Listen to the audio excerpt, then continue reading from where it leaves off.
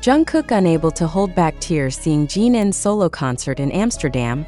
HYBE must take responsibility Amsterdam. An unexpected moment that simultaneously shook the hearts of millions of BTS fans occurred at the closing of Jin's solo concert at Ziggo Dome Amsterdam. Jungkook, who at that time watched the performance only through a screen, was reportedly unable to hold back tears when he realized Jin was closing his solo tour alone on stage. In a moment that later went viral, Jungkook was heard uttering a sentence that sparked a wave of discussion among ARMY. HYBE must take responsibility. The question now is, what exactly made this event so emotional and controversial? Internal sources stated that Jungkook, who was in a different location due to his own schedule, followed the concert through an internal broadcast accessible only to certain parties. As the concert's final segment arrived, Jin stood alone in the center of the spotlight, delivering farewell words that sounded bittersweet. There was no physical presence of other BTS members at the venue, and that moment triggered a deep sense of loss among the audience, including Jungkook himself. Jungkook's emotional reaction became even more talked about after video clips of him crying spread on social media. In the footage, Jungkook is seen wiping his face repeatedly while shaking his head slowly, as if in disbelief at what he was witnessing. The sentence HYBE must take responsibility that followed was then seen by some as a sharp jab at the management, deemed to have failed to facilitate a full moment of togetherness between Jin and other BTS members at the tour's closing. From the fans' perspective, Jungkook's statement was considered a representation of the disappointment they felt. BTS has always been known for their strength and togetherness on stage, especially in important moments such as a tour finale. The absence of other members physically at such a significant event raised serious questions. Was the decision purely due to technical and scheduling constraints, or was there an internal policy that restricted it? HYBE itself, as of the time this article was written, has not given any official statement regarding Jungkook's words or the absence of other BTS members at Jin's tour finale. However, the wave of criticism on social media continues to grow. Hashtags such as #HYBE must explain and #ProtectBTS Brotherhood occupied the top global trends on X, Twitter, for hours, showing the enormous emotional impact of this incident on the public. Some entertainment industry analysts believe that Jungkook's statement was not merely emotional, but also carried strategic implications. Given that BTS's image has long been built on the foundation of unity and mutual support, the moment when one member openly expressed dissatisfaction could be a signal of unusual internal tension.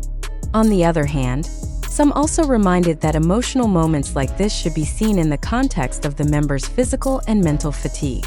An international-scale solo tour is a huge burden, and the final stage performance often brings out surges of emotion that are difficult to control. For Jungkook, who is known to have a close relationship with Jin, seeing his Hyung close the tour alone was likely a personal blow.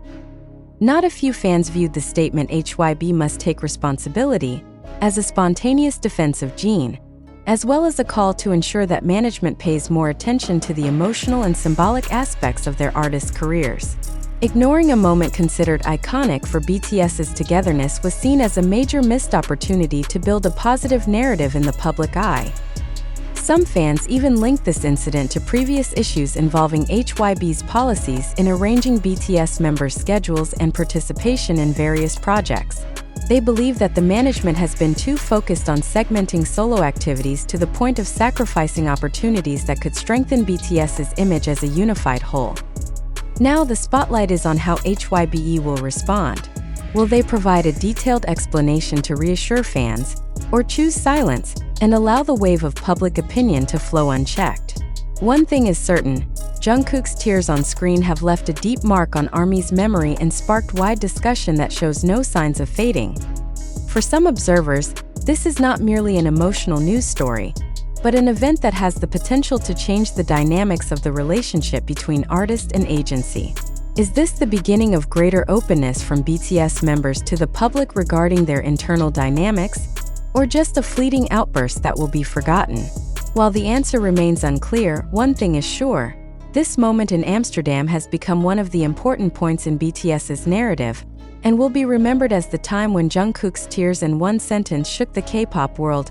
Amsterdam, which has just witnessed this public emotional struggle, compels us to pause and consider, does the event that seemed clear on screen truly represent reality, or is it only a fragment arranged for dramatic effect? This question is not mere rhetoric. It is a call to examine every piece of evidence circulating. Why should we doubt what we see? Isn't our own eyesight the most authentic source of truth? Yet the history of reporting has shown time and again that visual impressions without context can be misleading. Are we mature enough to judge before rejudging? Every claim requires a trail of verification.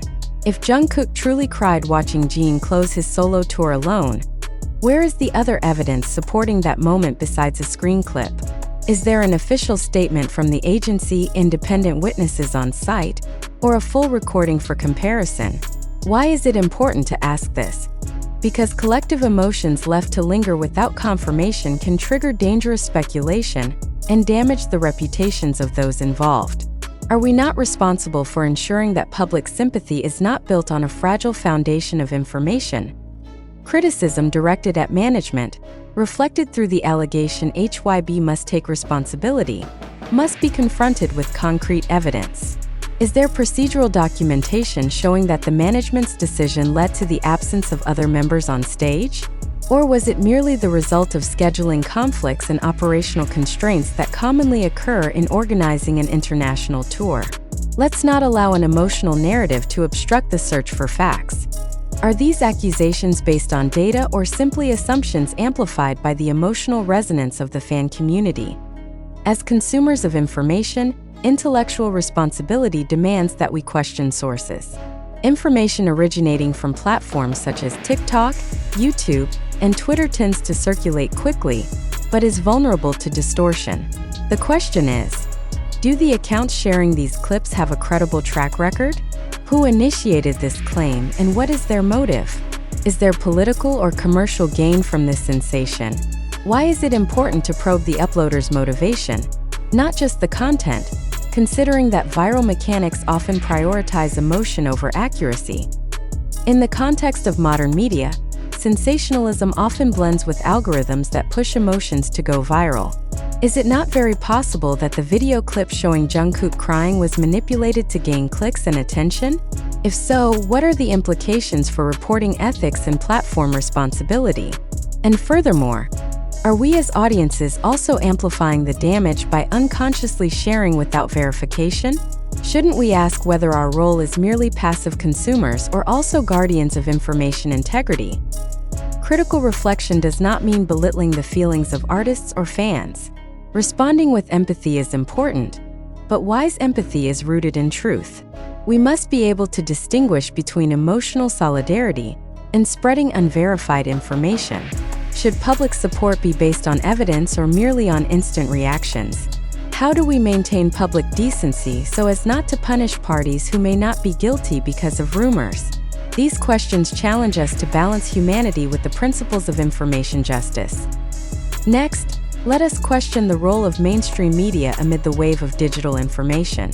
Why do some outlets quickly put up provocative headlines without waiting for clarification, while others hold back for verification? Is there pressure on media to follow the viral flow for traffic, or are journalistic standards still upheld in all lines of reporting? These questions are important to assess the quality of the information we consume and determine whether we will be part of the solution or part of the problem in spreading hoaxes. To Army and the wider public, we pose a series of reflective questions. Do you feel confident about the truth of the narrative circulating? Have you checked primary sources?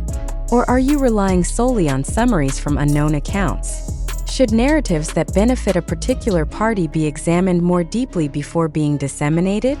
These questions are not intended to dampen emotions, but to direct collective energy toward verification and social responsibility. At the same time, it is important to affirm that verification is not a cold or insensitive act. It is a moral obligation. Thank you.